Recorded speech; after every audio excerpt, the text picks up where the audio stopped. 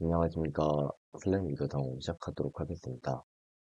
오늘은 카메라 모델과 이미지에 대해 알아보도록 할게요. 그 전에 제가 어제 갑자기 노트북이 안 돼갖고 노트북을 바꿨는데, 음, 조금 위아래로 해상도가 낮네요. 네, 양해 부탁드립니다.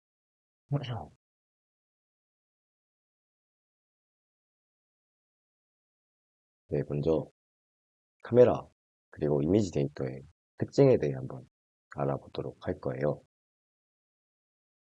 저희는 오리엔테이션에서 말씀드렸듯 카메라를 위주로 한 슬램을 주로 다룰 생각입니다. 따라서 이에 대한 이해가 조금 필요하겠죠. 네, 먼저 카메라는 환경에 조금 취약한 면모가 있습니다. 예를 들어 급작스러운 조명 변화나 어두움에 취약합니다. 루미나 같은 경우는 어두워도 물체의 XYZ 정보를 웬만해선 잘 얻을 수 있겠죠. 하지만 카메라는 그렇지 않답니다. 어두운 곳에서 데이터를 잘 얻기가 쉽지가 않아요. 그리고 두 번째 특징으로는 인간의 시각 정보와 굉장히 유사합니다. 맞는 말이죠.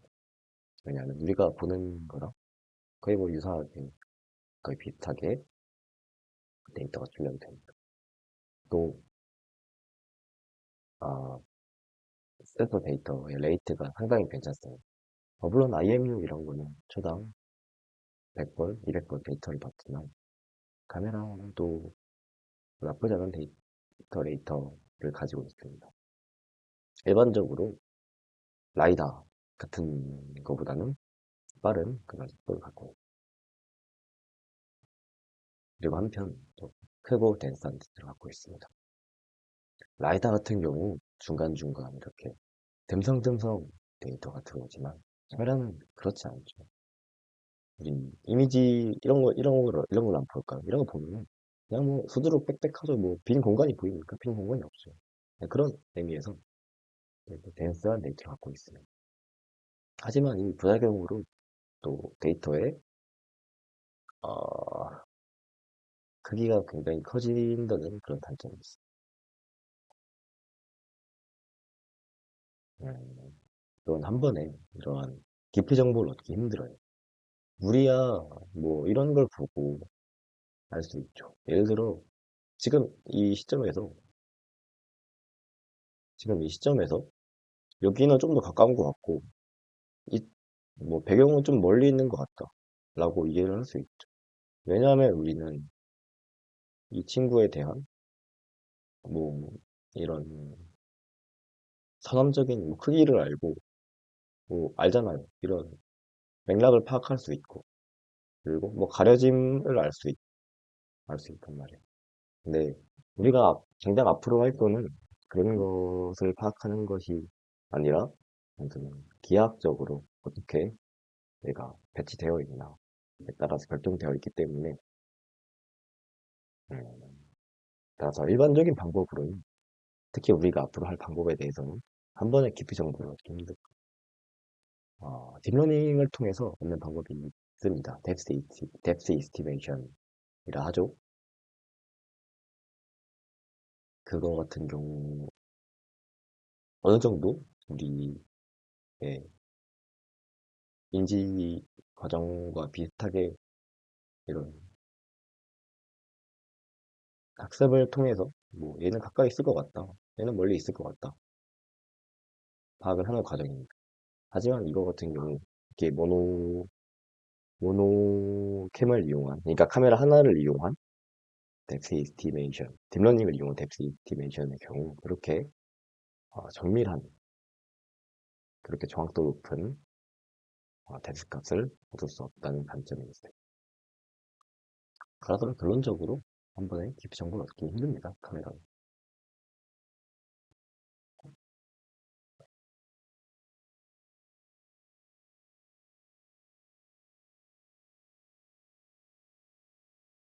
음, 카메라 모델에 대해 알아보도록 할게요. 일반적으로 비널 모델을 사용합니다. 카메라 모델을 보통 설명할 때, 우리가 초등학교 때 했던 바늘구멍 사진기를 예시로 드시더라고요. 네, 비슷합니다. 그리고 우리가 여기서 알아보려 하는 게 공간상의 함정 물체가 어떻게 이미지로 매핑이 되나에 대해 알아보도록 할 거예요. 이런 과정, 이런 과정들이 있긴 있습니다. 그리고 이를 조금 더 자세히 알아보도록 할게요. 어, 조금 더 깊게 들어가기 전에 간단하게 이거 먼저 살펴보도록 할게요. 강아지인가요? 강아지가 사진에 찍힙니다. 근데 보면은 이 강아지의 뒤쪽은 한 곳을 통과해서 아래로 가고 강아지의 발바닥은 이쪽으로 갑니다.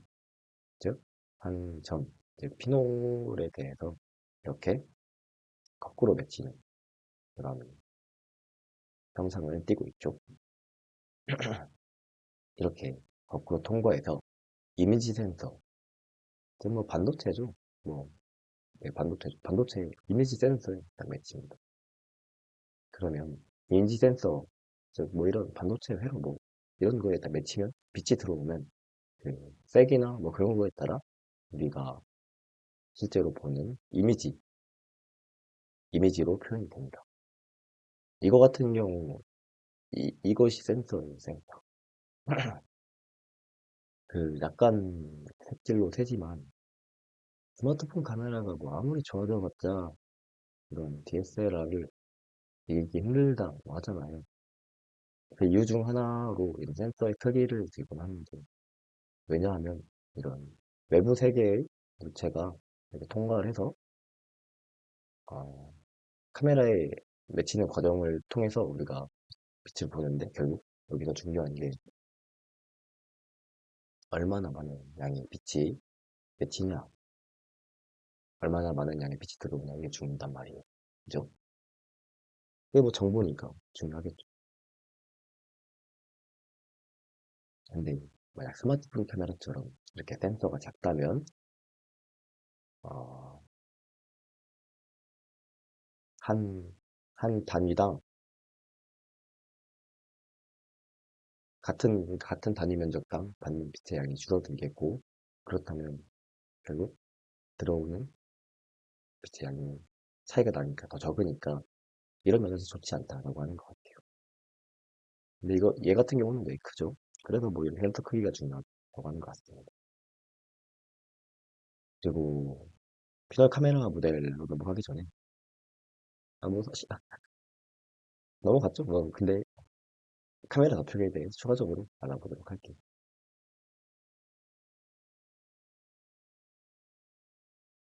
어, 이미지가 있어요. 이미지예요.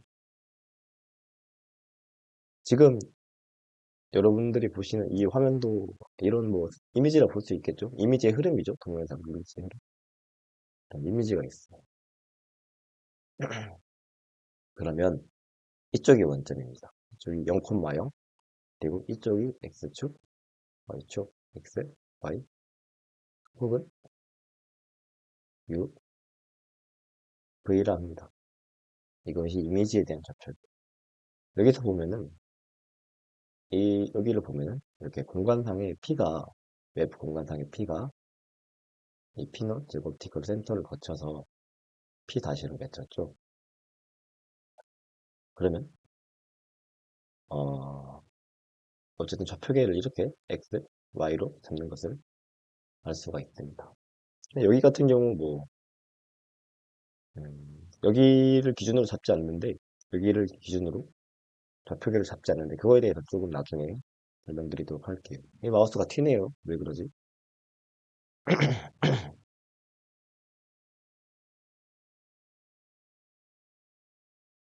그리고 3차원에 대해서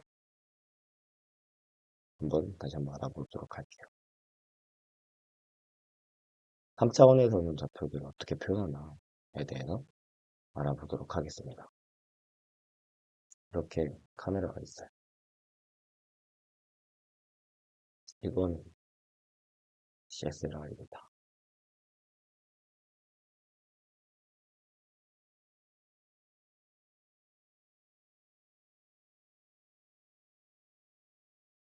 카메라가 있다. 이미지에서는 여기가 X, 여기가 Y였죠? X, Y. 카메라에서는 이 카메라의 옵티컬 센터에 대해 여기가 X,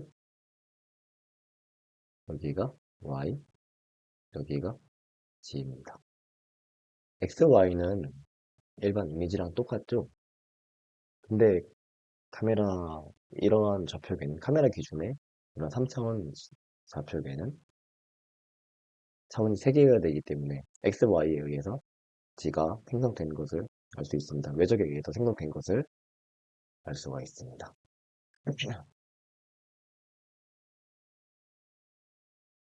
그리고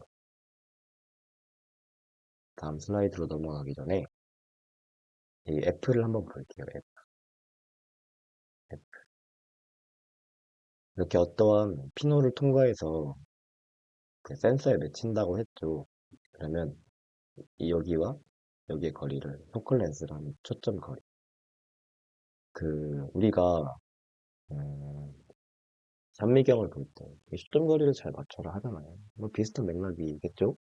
그리고 그 우리가 옛날 초등학교 때 실험을 했던 걸 잘 기억해 보면은 돋보기를 이렇게 잘 왔다 갔다 해서 돋보기를 잘 왔다 갔다 해서 그 태양빛을 한 점에 모읍니다. 결국 이 왔다 갔다 하는 게 이 포컬 렌스를 적용하는 작업이라 볼 수 있겠죠, 유사하게. 그런데 한편, 그런데 한편, 이렇게 3차원 점이, 3차원 공간상의 3차원 점이 이미지상의 점으로 맺히는 작업, 맺히는 과정은 선형 맵핑이라고 볼 수 있어요. 딱 생각해 봐도 중간에 뭐 비선형적인 프로세스는 없죠. 이게 뭐, 그죠? 비선형적인 프로세스는 없죠. 그래서 실제로 그걸 행렬로 표현할 수가 있습니다.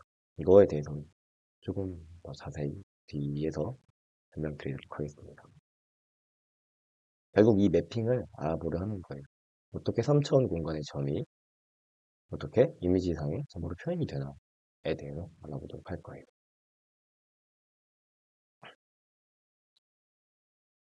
그러니까 어떤 그림이죠? 음, 이렇게 물체, 외부의 물체가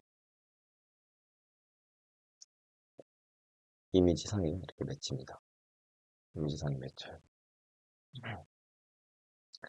근데 거꾸로 맺히는 것을 알 수가 있죠. 거꾸로 맺힌단 말이에요. 뭐, 물론 마이너스 G 방향에서는 거꾸로 맺히는 거지만 플러스 G 방향에서는 똑바로 맺힌다 가정할 수 있어. 이렇게. 근데 뭐 다를 바가 없죠. 그냥 방향만 바뀌었지. 그냥 뭐 다를 바가 없단 말이에요. 이제 우리는 여기서 생각하기로 해요. 물론 실제로는 이게 맞지만 그냥 생각의 편의성을 위해서 여기라고 합시다. 그리고 이제 F라는 거리가 아니라 1이라는 거리에서 해석을 할 거예요. 1. 이거는 1m도 아니고 1cm도 아니고 1픽셀도 아니고 그냥 1입니다. 단위가 없어요. 단위가 없습니다. 그래서 노멀라이즈드 이미지 플레인이라 하네요. 근데 우리가 중딩 때도 뭐 삼각형에 초딩 때인가요? 중딩 때인가요? 삼각형에 닮은 이런 거 하잖아요. 그죠? 이런 관점에서 한번 해석해 보도록 할게요. 가운데 있는 이미지에 대해서 이 F 대 G는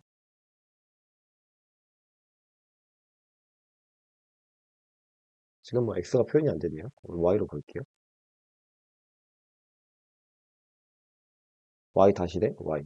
뭐 X도 비슷하겠죠? 뭐 그렇답니다. X 다시 대 X. 이렇게 표현이 돼요.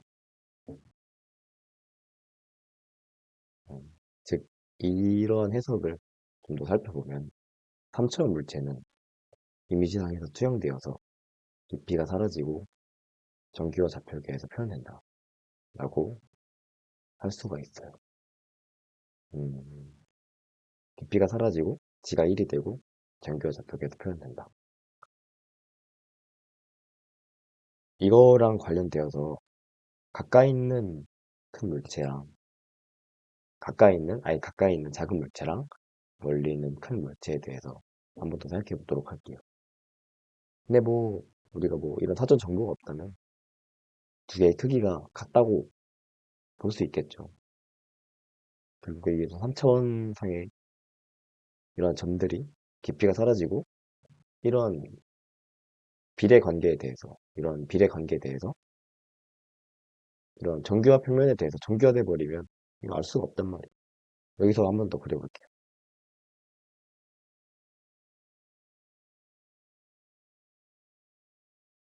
이렇게 똑같죠. 똑같이 보이는 입장에서는 뭐 똑같이 보이겠죠.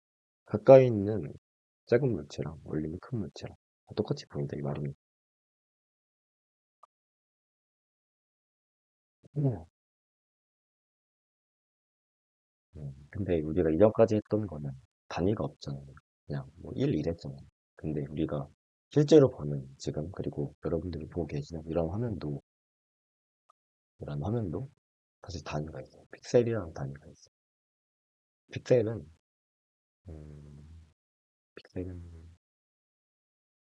뭐 이런 거 들어봤나요? 뭐 1920, 1920, 1080, 1080 그거죠.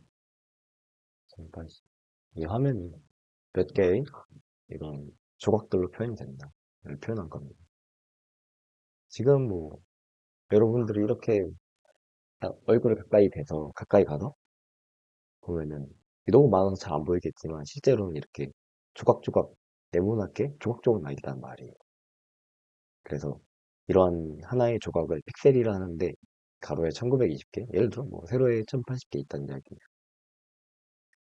근데 그래서 이런 픽셀이라는 단위가 있어요. 예를 들어 어, 이미지상에 이미지상에 이렇게 사람이 있는데 그냥 보니까 가로로 2픽셀이고 세로로는 5픽셀이다 라고 볼 수 있단 말이에요. 이런 단위가 있어요. 근데 이전에 했던 건 단위가 없죠. 그래서 이런 픽셀화 시켜주는 작업을 하도록 할 겁니다. 우리가 결국 이런 정규화 평면에 대해서 해석을 했죠. 정규화 평면에 대해서 해석을 했죠. 어쨌든 이런 정규화 평면에 대해 맺히는 것들을 볼 수 있다까지 왔습니다. 그죠? 이렇게. 그죠? 그러면 이제 이 fxfy를 곱해요. 이것이 뭐냐면 이제 여기 볼게요. 렌즈웨이가 없다 치고 정규화에서 이미지 매핑으로 가는 작업인 거예요. 그러니까 단위가 있는 공간으로 간다는 이야기죠. 단위가 있는 공간. 근데 그거는 일반적으로 이렇게 고정되어 있습니다. 고정되어 있는 상수에 의해서 매핑이 진행됩니다. 하지만 X방향, Y방향 일반적으로 조금씩 달라요. 음,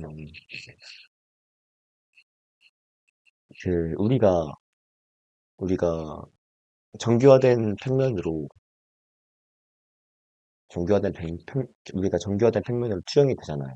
그러면 XY 비율이 유지돼요. 왜냐하면 똑같이 G로 X든 Y든 G로 나눴으니까. 하지만 이게 이미지로 표현된다면 XY 몇 픽셀일지는 다르다는 이 말이죠. 한번 그림을 그려볼게요. 실제로 그렇게 생긴 사람이 있어요.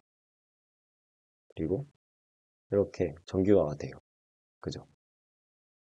근데 이 비율이 같단 말이에요. 이런 비율이 같단 말이에요. 그죠? 하지만은 이게 이미지로 표현될 때는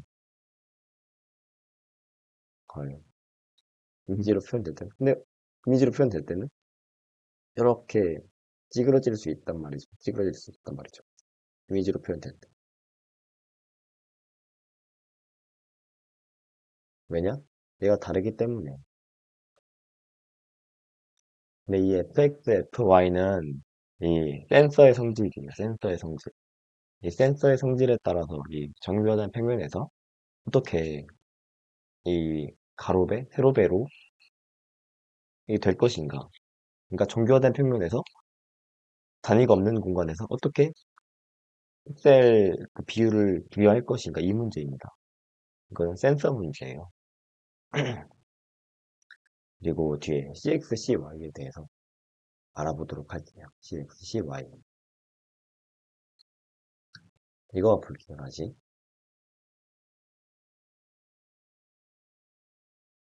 어, 우리가 정교화를 시켰잖아요. 정교화를 시켰는데, 그러면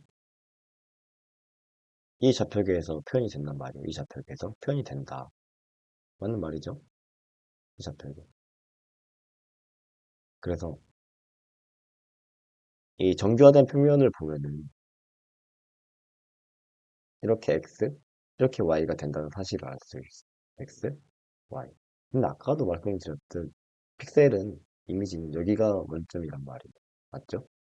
U, V. 여기가 원점이란 말이에요. 그러면 이렇게 옮겨줘야 될 거 아니에요. 그죠? 이게 맞는 말이죠? 이- 이거에 대해 좀 더 자세히 가보도록 할게요.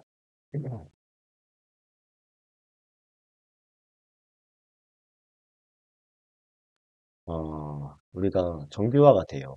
그러니까 카메라가 이렇게 있으면은 카메라가 이렇게 있고 사람이 여기가 지축이에요. 지축. 지. 만약에 사람이 여기 있어요. 카메라의 왼쪽에 사람이 있어요. 네. 그렇다면 이 정교화된 평면에서 딱 표현이 되면 사람이 표현되면은 사람의 X좌표는 사람의 X는 마이너스일 거 아니에요. 그죠? 어쨌든 현실 정교화되지 않은 일반적인 공간에 대해서도 사람이 마이너스 음수로 표현됐다면 x가 음수로 표현됐다면 이게 정교화된다 하더라도 음수로 표현이 된단 말이에요. 근데 하지만 픽셀 공간에는 음수가 없어요. 왜냐? 여기가 0,0이고 여기가 u, v라면 0, 1, 0, 2, 0, 3 이게 왜 이러죠 이거? 이거 왜 튀지? 어쨌든 1, 1, 1, 2, 1, 3 이제 커지는 방향이란 말이에요. 그래서 음수가 없어요. 그래서 여기 원점을 지정해 주려고 이렇게 cx랑 cy를 더합니다. 이거를 행렬로 표현할 수가 있어요. 행렬로. 행렬로 표현하면은 이렇게 돼요. 이렇게 이렇게 됩니다. 그러면 결국에 여기가 픽셀 이렇게 되는 거죠. UV가 되는 거죠. 그리고 이렇게 표현한 행렬을 K라고 이를 카메라 매트릭스라 해요. 카메라 매트릭스. 이거는 결국 그 센서의 성질이라고 할 수 있습니다.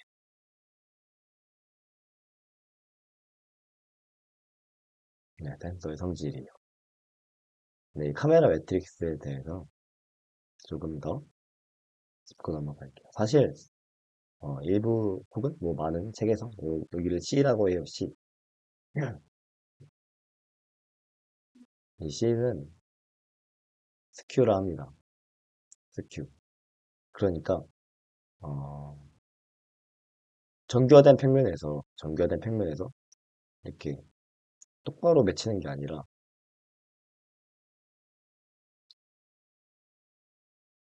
이렇게 삐뚤하게 된단 말이에요. 삐뚤하게. 그럴 수도 있어요. 왜냐? 센서가 삐딱해서 센서가 센서가 이렇게 삐딱할 수가 있다. 센서가 삐딱할 수가 있다. 그죠? 그것을 그거 하는 걸 C라 합니다. C. Q. 그래서 이게 좀 더 일반적인 폼이에요. 조금 일반적이다. 그리고 여기서 한 가지 좀 더 짚고 넘어가야 될 게 얘가 이 픽셀 얘가 호모지니어스 형태라는 거죠. 호모지니어스 폼이죠. 근데 얘 같은 경우는 호모지니어스 하지 않잖아요. 그냥 일반적인 폼이잖아. 근데 얘를 보면은 또 근데 얘가 호모지니였습니다. 카메라 매트릭스 이 형태가 호모지니였어요. 얘 1로 뒀죠. 비슷해. 일반적으로 얘를 1로 두고 사용합니다. 근데 하지만 카메라 매트릭스는 본질적으로 호모지니어스하다는 사실을 알고 갔으면 좋겠어요. 1로 두고 가지만 얘는 좀 더 뒤에서 갈게요. 뒤에서 조금 더 설명드리도록 하겠습니다. 그리고 K를 카메라에 있는 K를 인스트린직이라 해요. 인스트린직. 어떻게? 3차원상에 있는 물체가 셀로 표현이 될까를 표현하는 그런 행렬입니다. 뭐 앞서 설명드렸듯이 되게 선형적인 프로세스라 볼 수 있죠.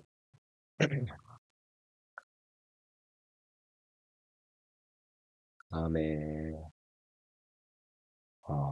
프로젝션 매트릭스에 대해서 설명드리도록 할게요. 우리는 지금까지 음, 우리는 지금까지 다 점들이 카메라 좌표계에서 설명되었다고 해석을 했어요. 카메라 좌표계에서 설명되었다. 하지만 그렇지 않을 수도 있죠. 그냥 임의의 좌표계에서 점들이 표현되어 있을 수도 있죠. 그래서 얘를 도입합니다. 얘를 도입해요. 이거 뭐 2장인가 더 했죠. 그 트랜스포메이션 했죠. 얘를 도입합니다. 얘 같은 경우 공간상에서 표현된 공간이 된다. 글로벌 상에서 표현된 임의의 3차원점 x인데 얘가 t를 만나요. t를 만나서 어떤 t죠? 이렇게 캔슬돼서 카메라 좌표계로 표현되게끔 하는 t죠. 카메라 좌표계의 x가 됩니다. 그 이후로는 다 똑같아요. 그 이후로는 다 요거예요. 다 똑같아요. 똑같아요. 얘도 카메라 좌표계에서 표현된 p입니다. 그래서 이렇게 돼요. 여기까지 만나서. 그래서 K랑 T를 묶어서 P라 합니다. P. 프로젝션 매트릭스라 해요. 프로젝션이 투영이라는 뜻이에요. 투영하다. 음,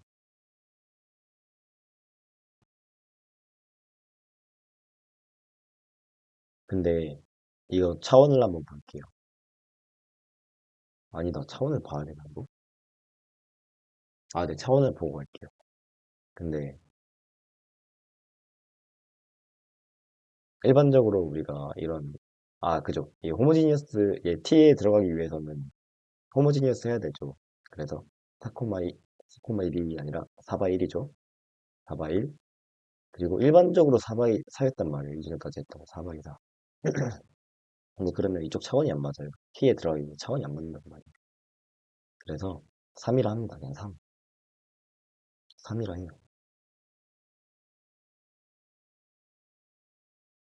3이라 해요. 어떻게? 원래 이런데 얘를 똑 자릅니다. 똑 잘라서 이렇게 만들어요. 그래서 3 x 4로 만듭니다. 그리고 다시 카메라 행렬을 투영시켜요. 그러면 결국에 3 x 1이 남겠죠? 3 x 1이 남아요. 근데 얘가 호모지니어스하죠. 아까도 했던 것처럼 호모지니어스하죠. 그래서 제가 바를 그려놨어요. 호모지니어스하다. 아까 말씀드렸듯 얘도 호모지니어스하다.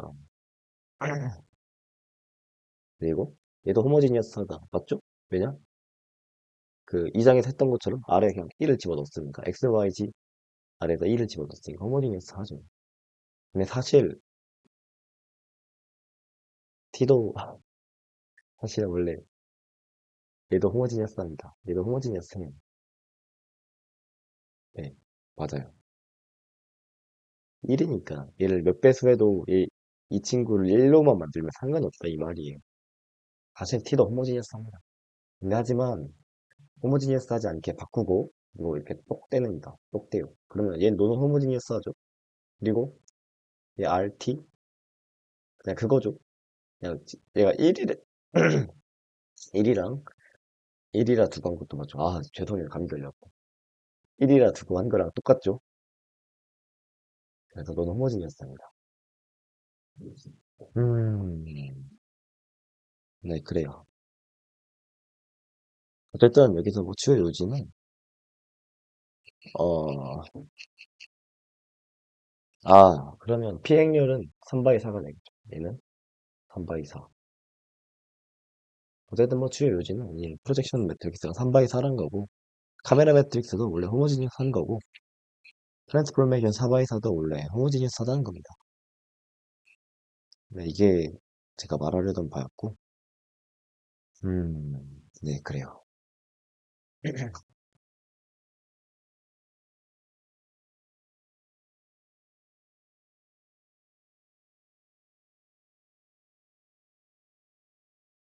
그리고 이 장에서 했던 거 좀 더 가서, 이 트랜스포메이션은 육자유도를 할 수 있죠. 왜냐? 회전 R, T, 육자유도를 할 수 있죠. 육자유도로 하면 그 파라미터, 사실 파라미터 6개로 이 t를 완벽하게 낼 수 있다. 이걸 이미 해요. 혹은, 어, 네, 그죠. 네, 맞아요. 그리고, K는 오자유도입니다. K는 오자유도. 음, 이거에 대한 설명은 조금 깊네요. 근데 하지만 알아둬야 할 건, K는 상삼각형률이란 겁니다. 어퍼 트라이앵귤러 매트릭스를 하나요? 네, 상삼각형률입니다. K는. 근데 사실 여기 C가 있고, 얘가 호모지니어스 하니까 결국에 하나, 둘, 셋, 넷, 5개로 다 나타낼 수 있어요. 그래서 K는 오자유도예요. K 오자유도. 근데 이거 P가 결국에 이 친구 두 개를 겹치는 거, 곱한 거고, T랑 K는 되게 독립적이잖아요. 이게 뭐 연관 있는 팩터가 없잖아요. 그래서 P는 11자유도입니다. 그냥 더해서. P는 11자유도. 11자유도다. 3, 4에 대해 11자유. 12개 중에 11자유도입니다. P도 뭐 결국 호모지니어스 하겠죠? 그래서 이거에 대해 좀만 더 생각해 보자면, 우리가 만약에 미지수가 2개면은, 그 어떤 데이터 2개로, 네, 미지수가 2개면 2개의 방정식을 찾을 수 있듯, 우리도 이 P를 찾고 싶어요. 약간 조금 벗어난 얘기지만, 우리는 되게 이 P를 찾고 싶단 말이에요. P를 찾고 싶어요. 근데 결국에 요놈 대 요놈의 매칭이잖아. 요놈 대 요놈의 매칭인데, 우리가 X를 알고, 이 픽셀 상에서 X를 알고 3차원 상에서 X를 알아요. 이게 무슨 말이죠? 우리가 픽셀 상에서 X가 몇 픽셀에 있고 어느 픽셀에 있고, 우리가 3차원 상에서 X의 몇 메다, Y 몇 메다, Z 몇 메다인 걸 안다면 이 P를 구해낼 수 있을 거란 말이에요. 근데 P가 11자유도라 했죠. 근데 이렇게 한 대응, 그러니까 2차원 점 하나랑 3차원 점 하나, 이렇게 한 대응은 이 자유도를 제공합니다. 이 자유도를 제공해요. 그러면 6개의 대응이 있으면 P를 풀 수가 있어. 6개 대응이 있으면 P를 구할 수가 있다. 6개. 그리고 이렇게 구한 P를 다시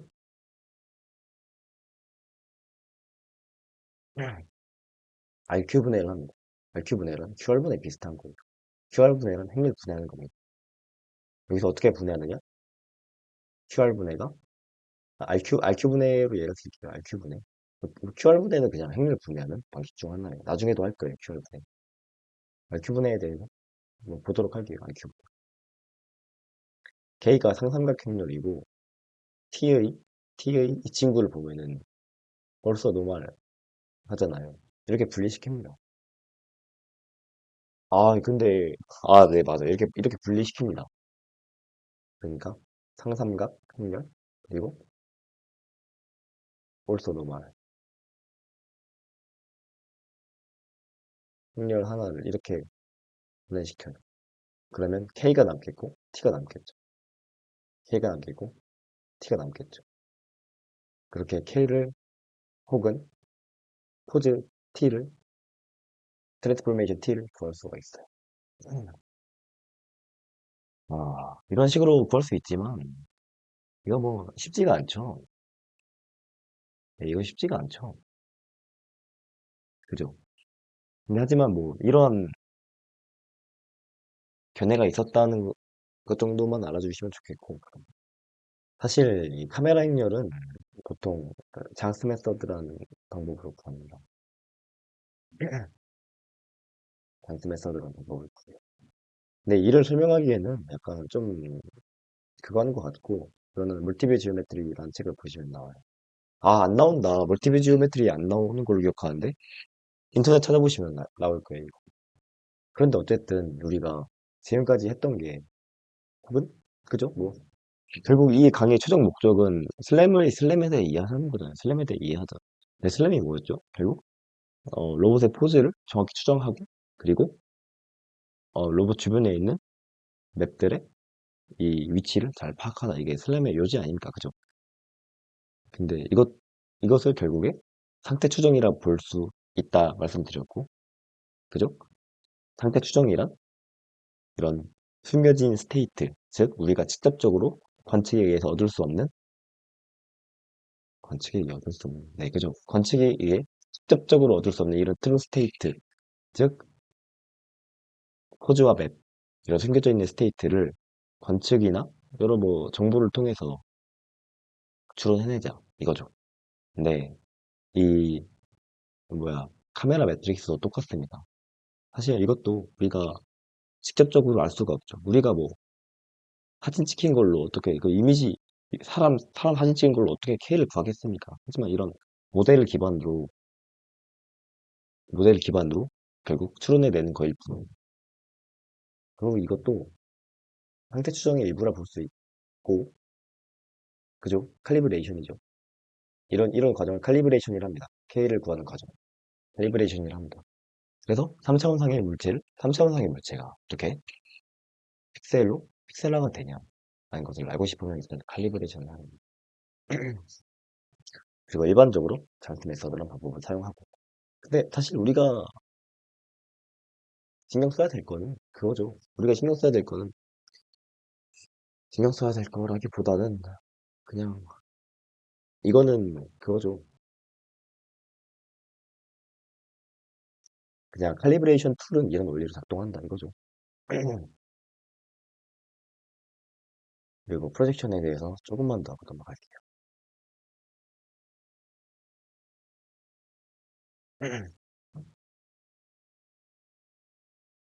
음, 프로젝션을 보면은 결국 공간상의 3차원 점이 픽셀상의 2차원 점이 되는 과정이잖아요. 그죠? 근데 그러면 그 픽셀상의 혹은 픽셀이 아니라 정교화된 평면상의 2차원 점과 그리고 공간상의 3차원 점을 잇는다 쳐봐요. 선으로 이용해.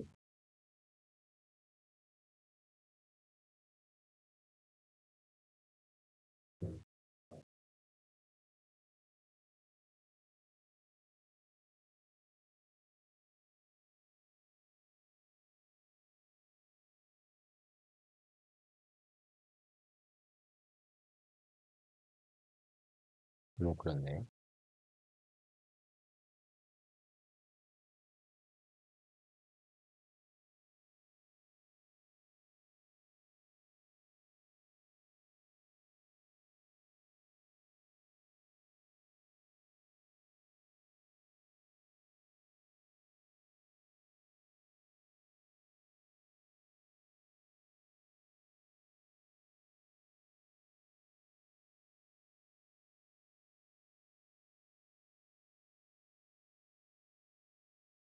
그렇게 있습니다.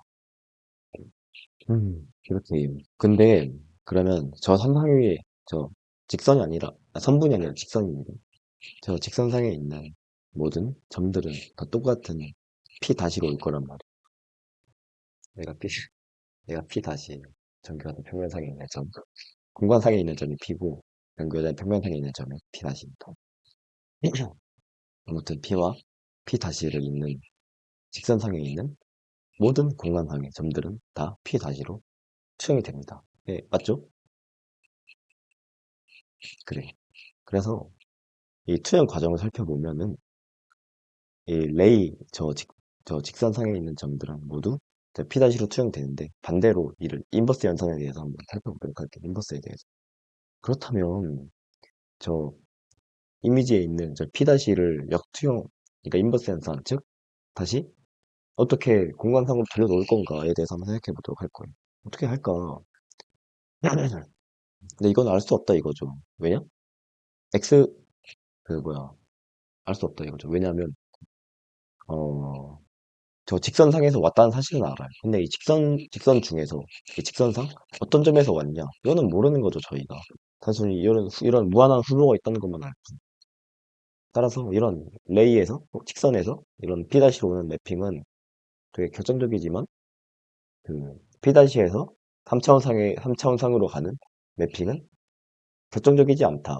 1대 다다. 1대 다다. 따라서 이런 하나의 정보만으로는 알 수가 없습니다. 단지 이 직선상에서 어떤 것만 알 수가 없어요.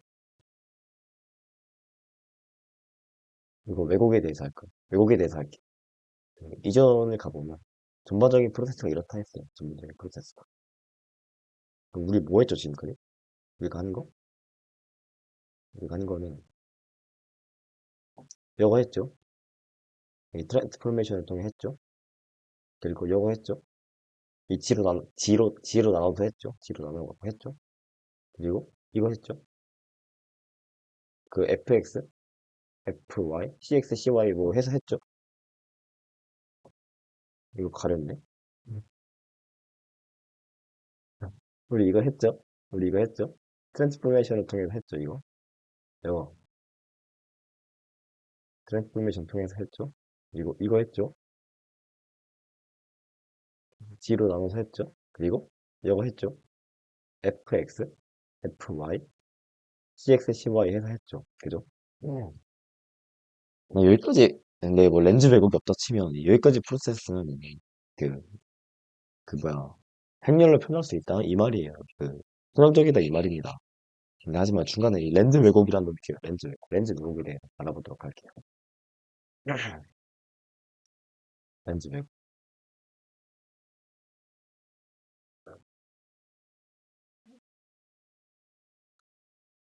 음, 렌즈 왜곡. 아, 여기 있었네. 제가 만들어 놨었네.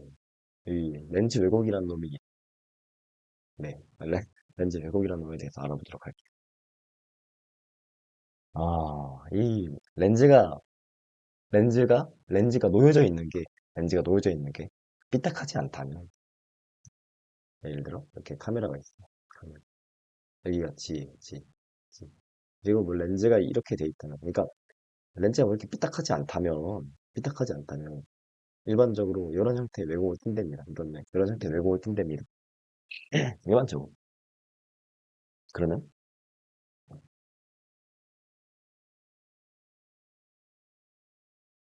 이런 형태의 왜곡이 된답니다. 이런 형태의 왜곡이 된답니다. K는 상수. 그, 카메라 매트릭스의 팩터들처럼 상수인 것처럼 얘도 그냥 렌즈의 성질이에요. 렌즈의 성질. 이런 모델이 된답니다. 여기서 X는 그 정규화 좌표계에서 그 지금까지 뭐 중상층 했던 거고 R은 그거죠. X제곱, Y제곱의 루트 그거죠. 뭐 이런 형태가 띈답니다. 그뭐 보면은 그냥 뭐 이거랑 관련이 있대요. 이거 R이랑 관련이 있나 봐요. 그죠? 근데 뭐 실제로 봐도 그렇죠. 이 되게 가까운 R을 보면은 뭐 비슷하게 왜곡이 되어 보이고, 먼 R을 보면 비슷하게 왜곡이 되어 보이고, 지들끼리, 그죠? 이런 왜곡 모델을 뜬답니다.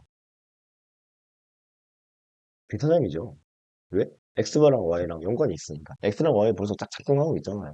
X랑 Y랑 지들끼리 벌써 난리 났습니다. 근데 얘가 비선형이면 뭐, 어떡합니까? 나머지? 전반적인 프로세스도 비선형이에요. 전반적인 프로세스 비선형입니다. 이놈만 없었으면 선형인데, 비선형 매핑입니다. 그리고, 이렇게 비선형 왜곡된 놈들이 들어와서, 그, 뭐야, 댄서에 부딪혀서 FX, F1, CX, CY가 붙는 거죠. 맞죠? 근데 왜 렌즈를 쓰느냐? 일반적인 피널 모델은 광량이 부족합니다. 광량이 부족해서 이 렌즈로 빛을 싸그리 모아서 억지로 집어넣어주는 그런 역할을 합니다. 우리 인스타 페북 이런 데 보면은 인스타 페북 이런 데 보면 어떻게 하면 여자친구 사진 잘 찍어줄까 뭐 이런 거 나오잖아요. 그죠? 근데 뭐라니 거기서 발끝을 카메라 화면 끝에 맞추고 뭐 이렇게 찍으라 하잖아요. 이렇게 찍으라. 그죠? 일단 렌즈 왜곡을 이용한 겁니다. 렌즈 왜곡. 이거 보면은 가운데면 별로 없어요. 왜곡. 가운데면 뭐 별로 왜곡이 없습니다.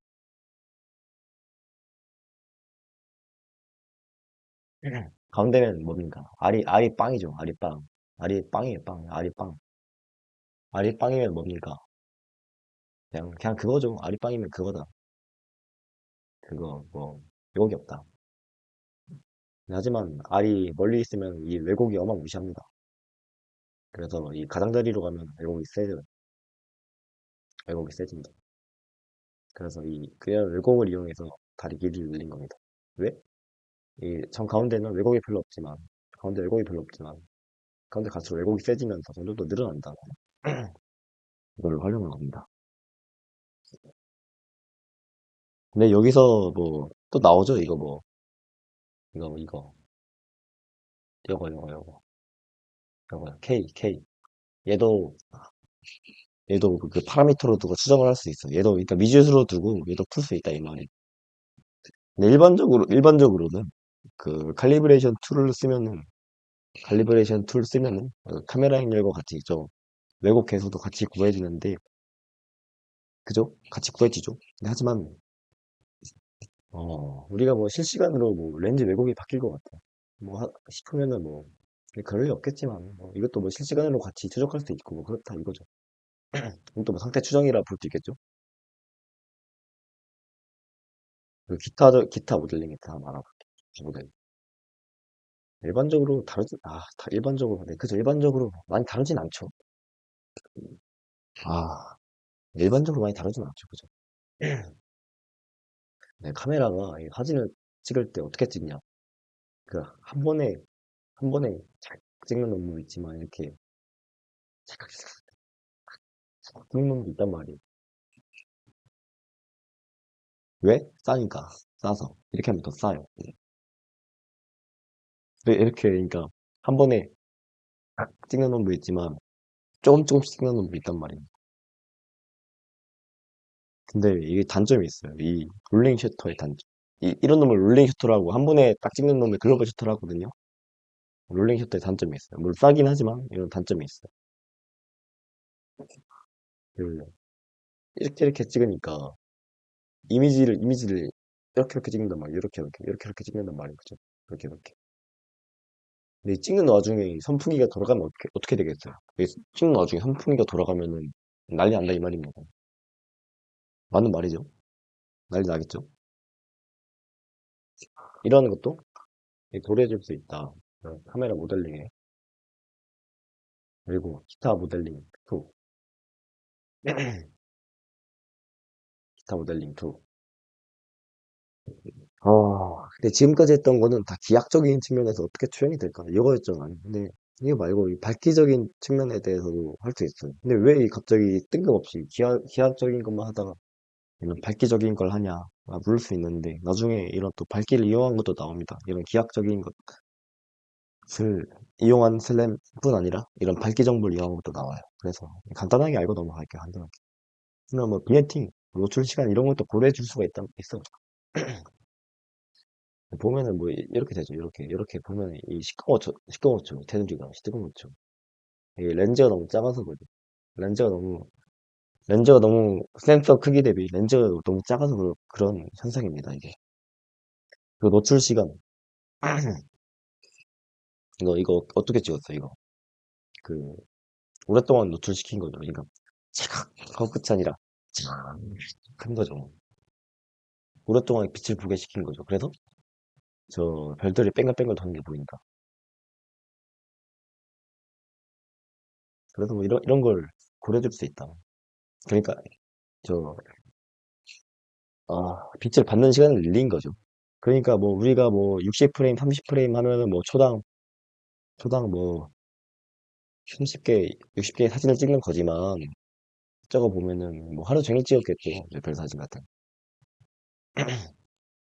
네, 여기까지가 이 카메라 하나를 사용한 모델인 거고, 이제는 스테레오 카메라에 대해서 알아보도록 하겠습니다. 뭐 많은 교재에서 그렇듯, 저 두 스테레오 카메라가 렉티파이 됐다고 가정합니다. 네, 렉티파이드 됐다 가정합니다. 렉티파이드란 잘 정렬됐다. 그 우리가 아까 렌즈가 그 카메라 지축에 대해 삐딱하지 않은 것 마냥 얘도 카메라 두 대가 나란히 아주 잘 놓여 있다라는 걸 말합니다. 렉티파이드는.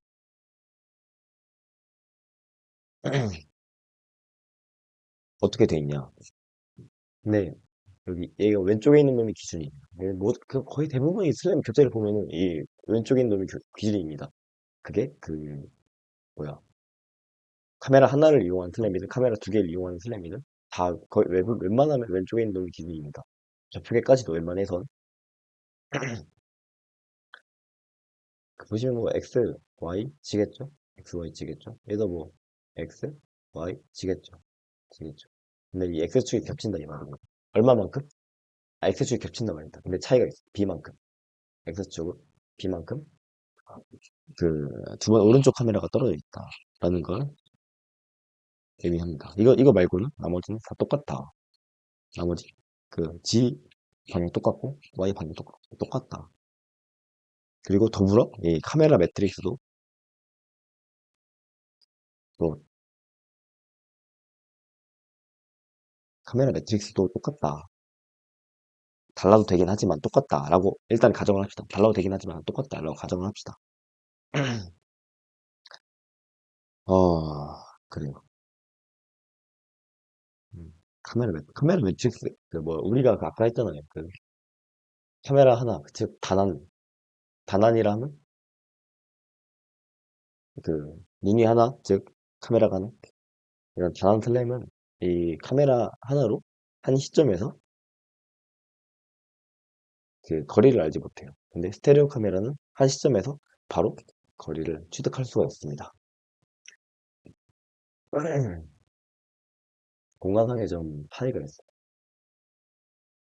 네, 파이가 있어요. 얘 접촉의 기준에서 파이가 있어요.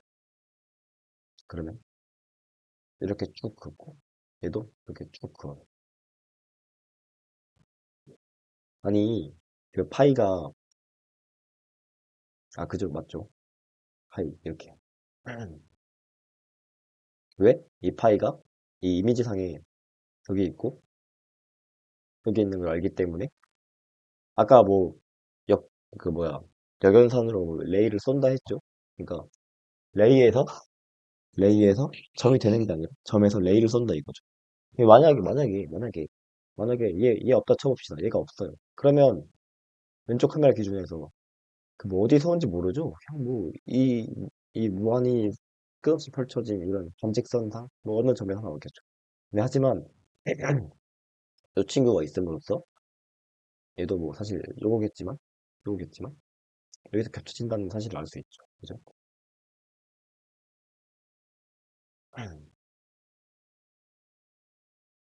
그래서 카메라가 만약 두 대라면 한 시점에서 이 공간상의 위치를 결정지을 수 있다.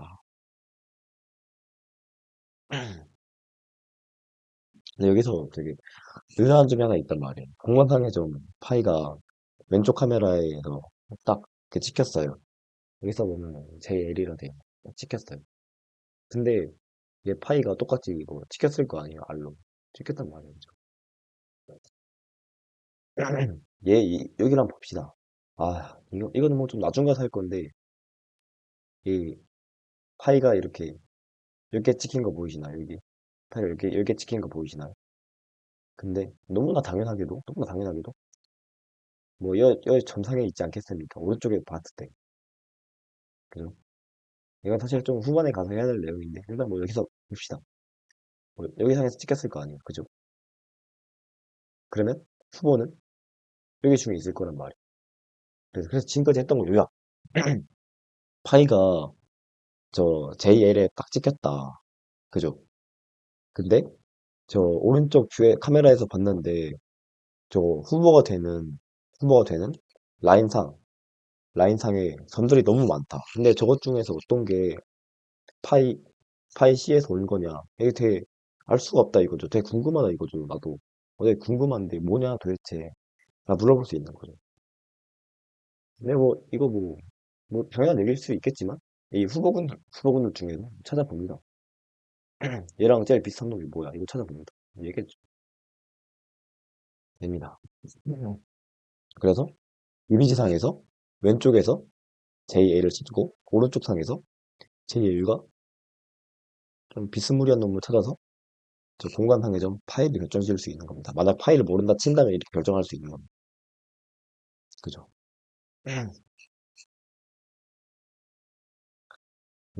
네, 맞아요. 근데 사실 뭐 대부분의 이런 스테레오 카메라는 렉티파이드 되어 있지 않죠. 왜냐면 저희도 뭐 저희가 인간이다 보니까 뭐 어떻게 뭐 기계가 한다 하더라도 뭐 어떻게 좀 완벽하게 스테레오 카메라를 만들겠습니까? 그죠? 렉티파이 되어 있지 않아요. 근데 이게 렉티파이 되면 장점이 되게 많습니다. 아까 제가 했던 거 보면은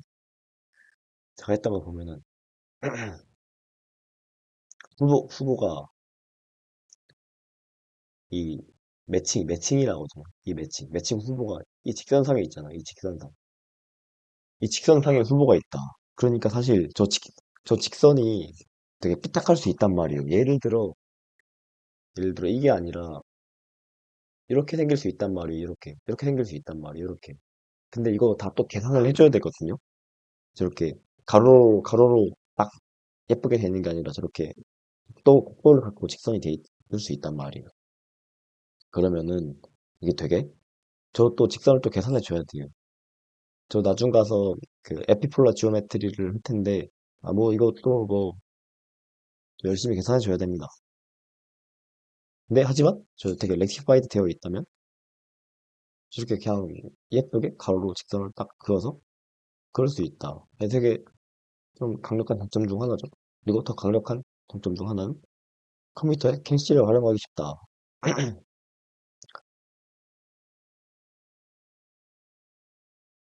어우, 네, 컴퓨터에 캐시를 활용하기 쉽다. 뭐야, 일강 오리엔테이션 추천 과목에 컴퓨터 구조론을 안 넣었네요. 근데 뭐 어쨌든 캐시란 게 그 뭐 근처에 있으면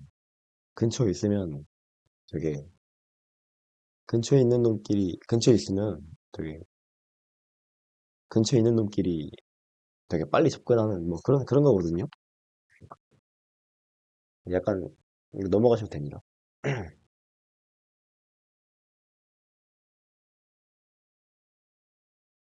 근데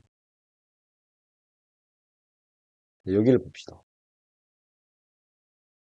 근데 그 컴퓨터 데이터 안에 저장되어 있는 거는 얘나 별 가까이 있어요. 실제로 가까이 있단 말이에요. 그래서 뭐 얘나 가까이 있단 말이에요. 그래서 이 캐시라는 놈을 활용하기 되게 쉽습니다. 그래서 빨라요, 속도가. 근데 하지만 되게 빠르다. 하지만 만약에 그렇지 않고 이렇게 서치 영역이 아까 말했던 것처럼 이렇게 삐딱하다, 삐딱하다. 그러면 캐시를 제대로 활용하지 못할 가능성이 크다. 왜냐? 이 후보군들이 뭐 여기 이렇게 있겠지만, 후보군들이 있겠지만, 이거 가까운 거 아니에요? 할 수 있지만, 되게 멀다. 왜? 이게 왜 뭐냐면, 여기 이미지가 있어요. 요거. 여기 가까운 거 아니냐? 나 할 수 있어. 되게 멀다. 왜 뭐냐? 쭈루루루 가서 이렇게 몇 줄이나 걸- 멀리 떨어져 있기 때문에 사실 되게 멉니다. 컴퓨터 입장에서. 컴퓨터 이렇게 이미지를 저장해요. 그래서 되게 멀어요. 그래서 캐시를 잘 활용하기 쉽지 않다. 그래서 렉티피케이션이라는 과정을 거치기도 합니다. 이것도 멀티비지오메트리라는 책을 보시면 나와요. 네, 이것도 멀티뷰 지오메트리 보시면 나옵니다. 그리고 스테레오 카메라에 대해 좀 더 수학적으로 더 보여드리도록 할게요. 아, 그러면은, 이 왼쪽, 이 좌표 기준이요. 음, 그죠. 이, 이 파이가, 이 좌표에서 보면은, 여기만 차이가 나요, 여기만. 그죠. 뭐, Y치 값 다 같겠죠? 맞아요. 같아요. 그래서, 소직 픽셀 좌표계가 일치한데, 얘랑 같아요. 하지만 수평 픽셀이 달라. 이 방향에 대해 달라. 맞겠죠? 뭐, 후보가 여기 중 하나라니까, 뭐, 가로 방향에서 차이가 좀 나겠죠? 얼마만큼 차이 나냐면, 이만큼 차이 난대요. 근데 이게 뭐죠? 그 알파가 fx거든요. fx거든요. 그러면 얘 빼기 얘잖아요. 그러면 얘 빼기 얘잖아요. 그러니까 픽셀이 이만큼 차이가 난다. 이 말이죠? 그죠? 이거 반박할 수가 없죠? 근데 이 xc, xb를 보면은 b죠, 그냥 b. 이 베이스 원테 베이스 라인이에요. 베이스 라인. 이만큼 차이 납니다. 뭐가? 픽셀에서 차이가 이만큼 차이 난다. 알파는 fx다. 알파이는 fx다. 이 방향으로 알파. 그리고 뒤에도 그거 한다. 이거를 디스페리티라 해요. 음, 맞아요. 디스페리티라 해요. 그래서 요거를 기준으로 미터 단위의 깊이를 측정 가능, 미터 단위의 단위가 있는 깊이를 측정할 수 있습니다. 만약 디스페리티를 이렇게 시차죠? 사실 시차란 말이 여러 개 있어요. 이거 약간 좀 새는 거지만, 패러렉스라는 것도 시차고 되게 많은데, 아무튼, 패러렉스랑 디스페리티랑 좀 다릅니다. 디스페리티는 시차는. UV를 이 왼쪽 놈 기준으로 잡읍시다. 왼쪽 놈. 그러면 스테레오 관측 모드는 이렇대요. D는 뭐 아까 했던 거고, 그죠? UV? 그냥 사실 뭐, 그리 뭐 관심 없죠. 이거 왜냐면, 이거 CX, CY, FX, FY, 뭐 똑같죠. 근데 사실 그래서 관심 있는 건 결국 이거다. 관심 있는 건 이놈이다. 뎁스. 왜 이게 관심 있냐? 카메라 하나로는 뎁스를 못 알아냈는데, 이 스테레오 쓰니까 뎁스를 알아내고 얼마나 좋아요. 그거죠. 음, 네, 그렇습니다. 그래서 3차원 물체는 이렇게 복구할 수 있답니다. 그죠? 이거 적절히 뭐 잘 대입하면 되겠죠. 그리고 디스패리티는 바운더리에서 정의되지 않을 수 있어. 이게 무슨 말이냐? 이, 이 이미지 두 개가 있어. 이거 이렇게 후보. 여기 있으면은, 만약에, 사실 여기 찍힐 수 있단 말이죠. 근데 하지만 이미지가 너무 작아. 그래서 못 찍어. 이런 일이 발생할 수 있다 이거죠. 디스패리티는 바운더리에서 정의되지 않을 수 있습니다. 그래서 좀, 한 번 더 새끼로 하자면, 이런 딥러닝 모델을 만들 때, 딥러닝 모델 만들 때, 뎁스 추정하는 모델을 만들 때 이런 거 고려하면 돼. 그리고 베이스라인 B가 커져야 뎁스 분해능이 좋아진다.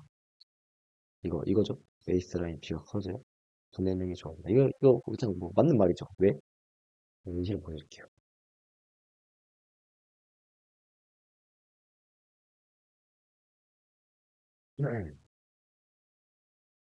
그림으로 예시 보여드릴게요. 이렇게 카메라가 있습니다. 카메라. 얘네는 되게 그거예요. 걔네는 되게 가깝다. 그리고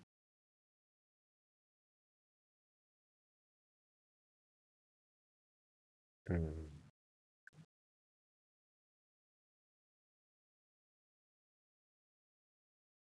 이렇게 뎁스를 관측합니다. 하지만 긴가민가하죠. 이게 긴가민가하죠. 어,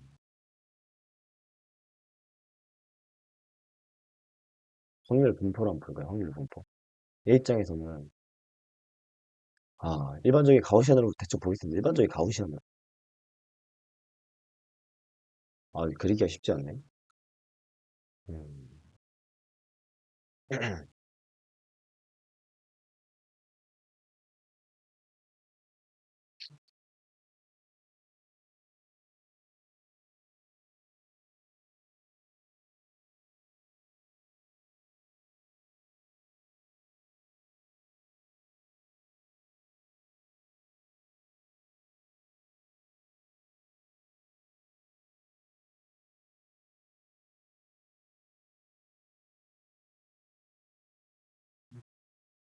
이 친구 같은 경우 이 방향으로의 불확실성이 굉장히 크단 말이에요. 이 뎁스 방향으로의 불확실성이 굉장히 커요. 근데 하지만 여기서 한번 볼게요. 여기서 보면은 그 이놈 좌표계에서 한번 볼게요. 이놈 좌표계에서 여기를 이렇게 관측하잖아요. 근데 하지만 좀 옆에서 관측을 하기 때문에 좀 불확실성이 덜합니다. 이게 좀 이렇게 되게 홍일 분포가 이렇게 길게 퍼져 있지 않고 좀 뾰족합니다. 좀 이해가 되나요? 뾰족합니다. 근데 하지만 얘 같은 경우는 이 가까이 있을 경우 이렇게 확률 분포가 길 수밖에 없어요. 왜냐? 옆에서 제대로 못 보니까. 이렇게 제대로 못 보니까. 너무 작아서 제대로 못 보니까. 근데 하지만 얘는 옆에서 충분히 봐줄 수 있다. 충분히 관측을 잘 해줄 수 있다. 그죠? 근데 여기서 만약 관측 오차가 난단 말이에요. 관측 오차가 나면, 기껏해야 이렇게 나겠죠. 그래서 얼마 차이가 안 난다. 근데 하지만 여기서 관측 오차가 난다 생각해봐요.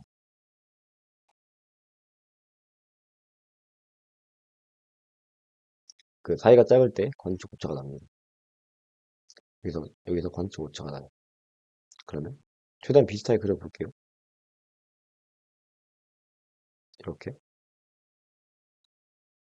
이렇게. 비슷하게 넓죠? 이 불확실성이 되게 크단 말이에요. 근데 하지만 얘는 작죠, 불확실성. 이런 의미에서 베이스 라인이 크면 뎁스의 구현력이 좋습니다. 음, 네, 맞아요. 그래요. 근데 이거 보면은 그 뎁스랑 베이스 라인이랑 역의 관계죠. 반대로 두 카메라 사이가 좀 가깝더라도 이 거리가 뎁스가 조금 가깝더라면 뎁스가 좀 가깝더라면 조금 더 정확하게 관측할 수 있다. 하지만 너무 먼 거에 대해서는 상대적으로 베이스라인이 커지는 거나 다름없기 때문에 부정확하다라고 할 수 있습니다. 그리고 이 뎁스에 대해 좀 더 알아볼게요. 뎁스란 여기서 한번 볼게요. 여기서 지지축을 쭉 긋습니다. 쭉 긋어. 그리고 이렇게 해요. 솔직히. 뎁스란 이걸 말합니다. 거리를 말하는 게 아니라 지 방향으로의 거리를 말하는 거예요. 뎁스. 지 방향으로의 거리. 지 방향으로의 성분. 거리가 아닙니다. 거리랑 다릅니다. 거리는 X방향, Y방향 다 고려됐겠지만 뎁스는 단지 지방향만.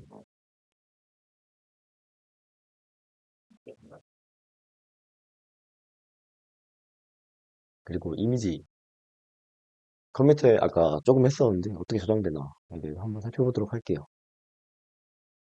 뭐 여기가 원점이라 했죠. 0,0이고 여기로 갈수록 커지고 여기로 갈수록 Y가 커집니다. 음,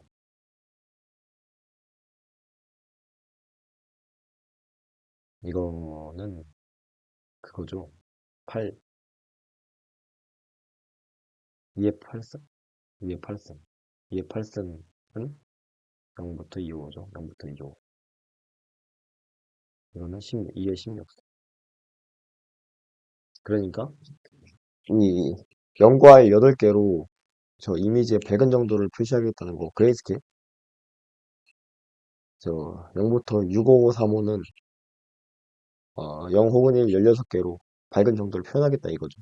그러니까 만약 흑백 이미지라면 저 밝은 정도를 만약 밝으면 255, 검으면 아무것도 없으니까 0 이렇게 할 수 있겠죠. 이렇게 실제로 덱스랜다. 실제로 흑백을 표현합니다.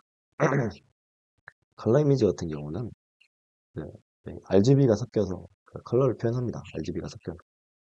그래서 아래 정도, 뒤에 정도, B의 정도 해서 RGB 정도에 따라서 이렇게 이미지가 저장이 되는데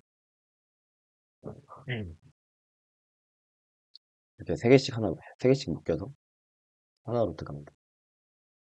그러니까 사실상 이렇게 세 배가 되는 건 다름없겠죠. 세 배가 되는 거다. 사실 왜 이렇게 저장이 돼 있다. 그래요.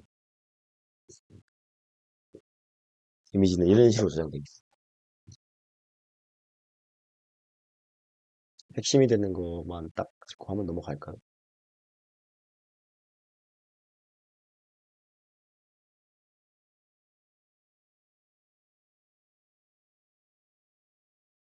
이거 해야겠네. 아니다. 이거는 봐야 돼. 그, 아, 맞다. 그리고 이걸 익스트린직이라 합니다. 이게 아까 인스트린직이라 했죠? 이걸 익스트린직이라 합니다. 이거 왜냐? 이거는 카메라 내부에 있는 특성이고, 이건 카메라 외부에 보이는 특성이기 때문에 익스트린직, 인스트린직이라 합니다. 어쨌든 저 글로벌에서 표현된 X가 익스트린직을 타고 카메라 좌표계로 표현이 돼요. 그죠? 그리고 카메라 좌표계로 표현된 점이 카메라 행렬을 타고 픽셀로 표현이 됩니다. 픽셀로. 근데 단순히 뭐 이렇게 해석할 수 있겠지만 그렇지 않고 카메라 좌표계에서 그 G로 나눠서 정규화를 하고 정규화된 평면상에서 2차원 점들이 가로 방향으로는 fx 그리고 세로 방향으로는 fy만큼 곱해져서 픽셀화가 됩니다. 또한 저 픽셀의 원점을 맞추기 위해 cx, cy를 각각 더해줘. 이게 렌즈가 없을 때의 선형 취향 과정이라고 볼 수 있겠죠. 하지만 렌즈가 껴있으면은 저 픽셀화 되기 전에 왜곡이 일어납니다. 그래서 취향 과정은 전반적으로 이런 비선형이라고 볼 수가 있겠어요. 이게 핵심이죠. 그래서 뭐 스테레오는 그 한 점이란다. 움직이지 않고 한 시점에서 저 뎁스를 캐치해낼 수 있고 반면 저 모노 카메라, 싱글 카메라는 한 시점 그리고 정지해 있을 때 그때 뎁스를 캐치해낼 수 없다. 다만 후보군만 저 레이로 해낼 수 있을 뿐. 그리고 네, 그렇습니다. 그래. 네, 여기까지 하겠습니다. 감사합니다.